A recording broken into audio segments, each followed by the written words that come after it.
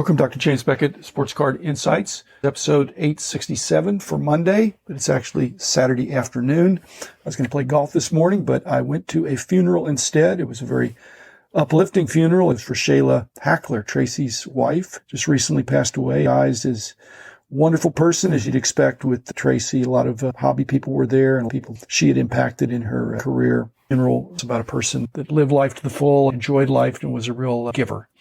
So I thought, well, I'm just going to stay busy. I'm going to do this podcast episode about the other lot 1386. Sounds like the Phantom of the Opera, but it were these 63 Megas, hangers, and blasters from Huggins and Scott a couple months ago. I've just been dragging my feet on this. It was pretty overwhelming to see this huge bunch of boxes, and it proved to be more than I thought it was going to be. I'd already done the episode about all the baseball ones, and that actually had a happy ending because I got that Juan Soto autographed to 25. Not quite as lucky on this one. First, let me thank the sponsors. Some of them have products in here. A lot of Topps and Panini for sure, but thank you, Upper Deck, too. Heritage Auctions, Huggins and Scott Auctions, Mike Stadium Sports Cards, Burbank Sports Cards, ComC.com, and Beckett Media, Beckett Grading, Beckett Authentication. First, 2021 Pro Set. Not real pleased with that. I got a couple of autographs that weren't so great, so I'm not sure what's going on there. We'll see how Pro Set does in this resurrected version. And then I got 4 megas of the 2022 Panini Playbook. I did get 4 game used, no autographs. I'd really prefer the autographs, but you get what you get. The other thing that's frustrating about that, I can't say every box would be like this, but I really didn't get anything that I worked the dollar boxes when I'm at a card show, and there really wasn't anything I would be excited to pull from a dollar box if any of these cards were in there from the Panini Playbook. Generally, I would pull out a game used for sure at $1, and autographs generally for $1 I would pull out. My other plus or minus here is, let's just say I paid $10 for the blasters. If I were paying $10 for these, I probably wouldn't go back for seconds. Next, whole bunch of baseball. 2022 Topps Series 1, Ohtani on the packaging. I think I had 9 megas, and most of them from Walmart, but some from Target. I was going to figure out which one did better, then I realized there really wasn't anything to distinguish between the two, except for the Target boxes were slightly, but 16 packs of 16 cards. I've got probably a couple sets, which I don't really collect by sets anymore. And I realized that when I'm bidding on these auction items, I like the variety. I don't want 9 of the same things. And it was a lot of ripping packs. When you're ripping 100 packs in a row, it's just not great. And you get used to it that the last 1, 2, or 3 cards are where the good cards are. But I also got blasters, which were 7 packs of 14 of these 2022 Topps Series. When they talk about exclusive commemorative relic cards, I got 3 of the blasters, and it just was too easy, Topps, to find the pack that was going to have the commemorative relic in there. Now, I know people don't buy individual packs within the blasters, but you could tell by feel. I probably got 1 card out of all of that 2022 Topps Series 1 Megas and Blasters that was worth more than $20. It was a nice insert of Mike Trout. So I got some complete sets probably from base, but not exactly. 2022 Topps opening day, 1 blaster of the 154 cards in the blaster box, 20 packs of 7, plus they want to talk about 2 extra packs. Just an awful lot of opening of packs.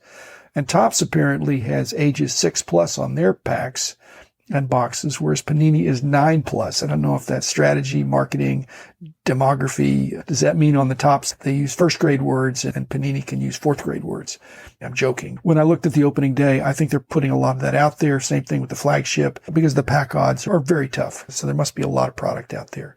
I got really hardly anything that I would be interested in at a dollar box. So again, probably not something that I would be eager to get another box of. I don't dislike the product, but just in that configuration.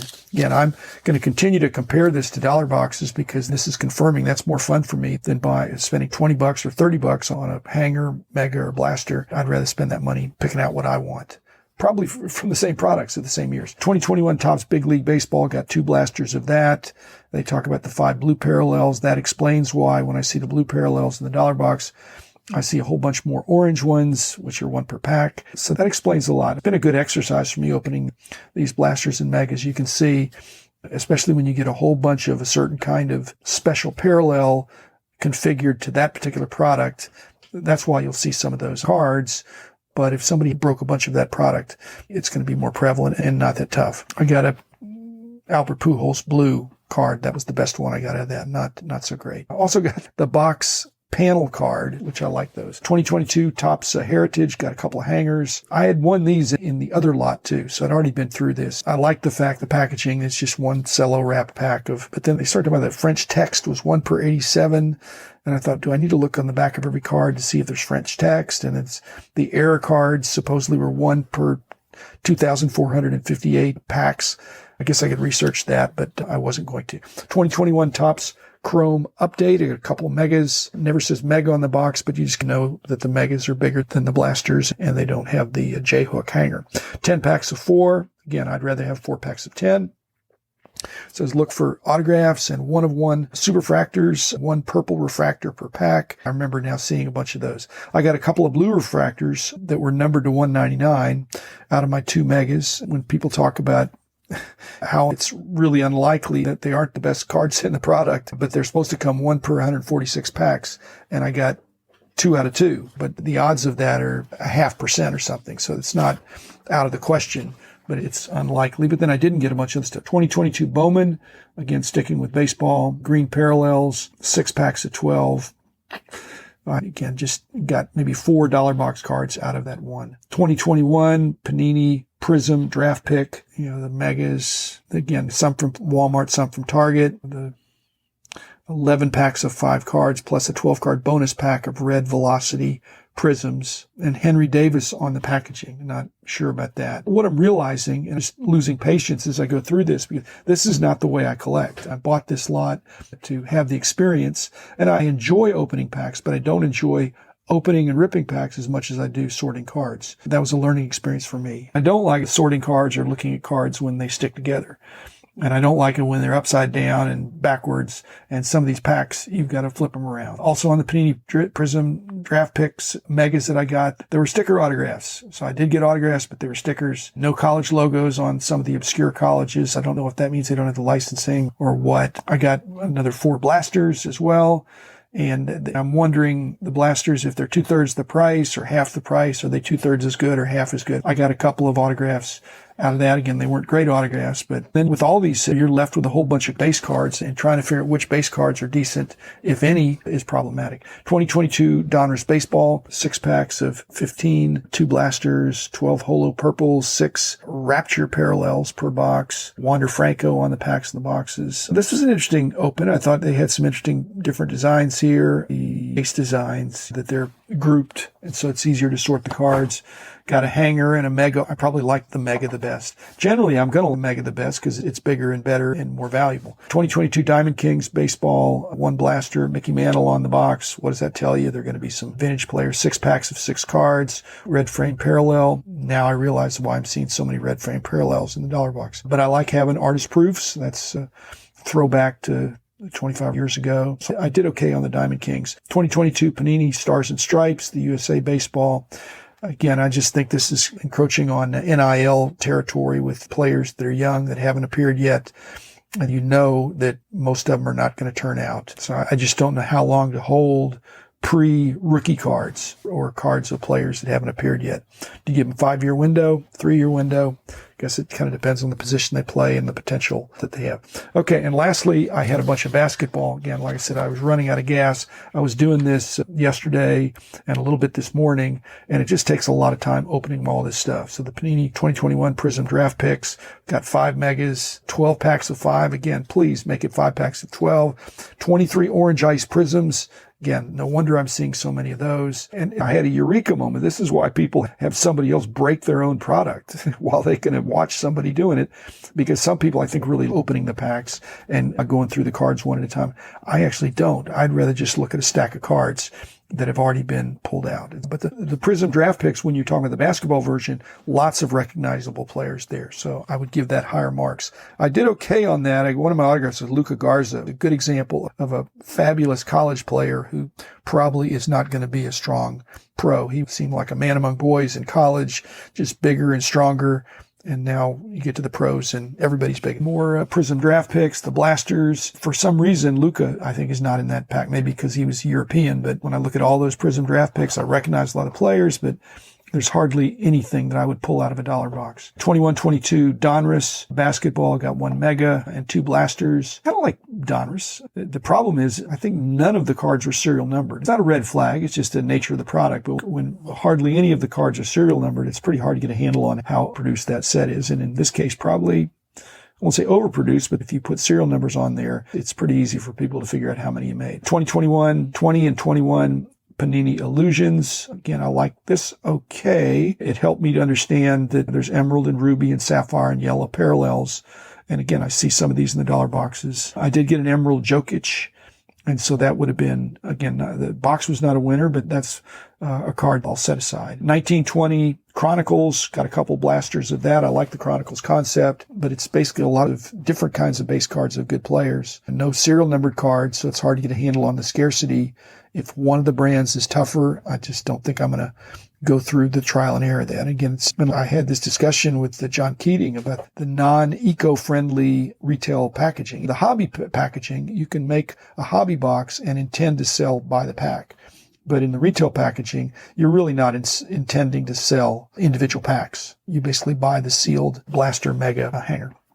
2021 Chronicles, again, another Chronicles, same deal, except I did get, in fact, I was just going through the packs and I could feel this one is fatter. Yes, it's got the game used. That was a winner. That's after the fact. I've got a hanger and 1 blaster. Again, Chronicles, interesting as a concept and probably good for me because that's the way I collect. 21-22 Contenders basketball, blaster, 5 packs of 8 cards. It tells you to expect and what to expect. Generally, if they tell you what to expect, that means you're going to get it. And the other sports card insight here is that as I'm going through these boxes and realizing if one box is not a good deal, then many boxes are also not a good deal. So I'm not talking about if you got bad luck, but just some products, the way they come out. If you buy 4 boxes and you don't feel like you got value, don't buy 4 more thinking you're going to make it up in the averages. Read up on it and see if you really like the cards. But the law of large numbers is if one box is not a good deal, it's if you're flipping an unbalanced coin and it's coming up heads more often than not, you don't make it up in the long run if the deck is stacked against you. 21-22 wild card Illumination, not Illumination, but Illumination. Got a couple of hangers there. Talked about the blue comics. I didn't know what that was. I'm sure I didn't get it. 4 inserts per box, but I think it was confusing. And it's tough even for a brand, an older brand, to come back in. And so I thought we'll see how that goes. 2021 Mosaic Blaster, 8 packs of 4 cards. Luka Doncic is on that one. Got Mosaic Prisms, but nothing exciting in that box. So I wouldn't get more of that. 21-22 Hoops Blasters. Just got one of those. 11 packs of 8 cards. This anniversary edition parallel was touted. Seemed pretty underwhelming to me. I got some parallels, got some colorful cards. I like that, but no serial numbers. So Hoops, again, a popular brand. So the final verdict is I lost money on the deal. I'm sure I would not get my money back. I do not enjoy the opening process. I really enjoy sorting cards, organizing cards, but I don't like opening packs. I realized that when I was a kid, I opened a couple of packs, and then mostly I was trading with other people, but I never bought a box of cards, and this was many boxes of cards. However, to the good side, I love the anticipation of the unopened pack. Everybody loves that. You don't have that. I have a different anticipation at a monster box, but I'm not going to get a $100 card or a $500 card out of a dollar box. But out of a certain higher end pack, you could. But I'm willing to forego that. And then it points out that I've got to figure out what I'm going to do with all these extra cards that I don't really want. I can give away some and I can batch up some of them and try to get them to a good home. Then lastly, it caused me to reflect on the concept and the process of incubating prospects, especially in baseball. Basketball, I can know. Football, I can track. Baseball is really hard if you've got a 19 and 20-year-old who have not made it or not whiffing even the big leagues, but they've got a card. It's a pre-rookie or an early card of somebody, and you're thinking, do I give them 1, 2, 3, 5 years? So we'll see. At any rate, thanks everybody, and heartfelt condolences to Tracy Hackler in the loss of his wife, and hang in there, Tracy, and I'll be back again tomorrow with another episode.